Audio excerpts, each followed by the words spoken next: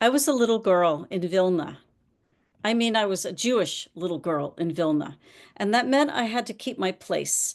We sat only in the back of the theater, never up front, because we were Jews. We would walk in the street, never on the sidewalks, because we were Jews. That was our normal. But in 1941, when I was only 14 years old, the Germans bombed Vilna. And our new normal was tanks driving right in the streets of the city. And then we heard, Jews, stay in your homes. A couple of weeks later, they had created ghettos for every single Jew in Vilna to live in. And by ghetto, I mean they just put a gate up between some buildings and put some fences around a few streets of apartments. There were maybe 30,000 people forced into the big ghetto where we were, and I think maybe 11,000 people in just a few streets on the other part of the city. Our apartment had 35 people. Every single day, the Germans were snatching people off the street.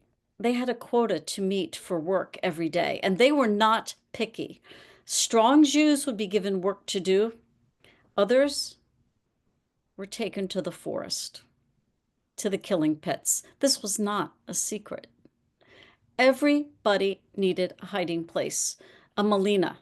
For our apartment, there was a Melina in a little room, like a closet. The big china cabinet was pushed in front of the door.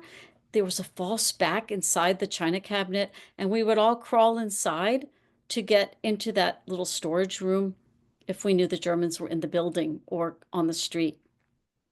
One time we were hiding. My baby cousin started to cry. My aunt had to cover his mouth.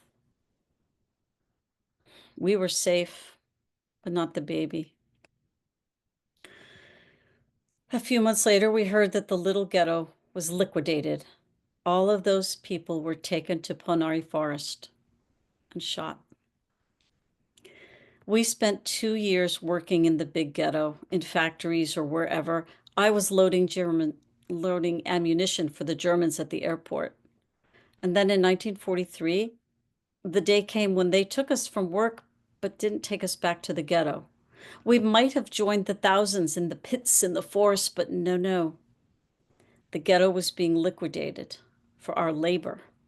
Every Jew still alive in Vilna was packed into trains and deported out of the country. There would be no more Jews in Vilna.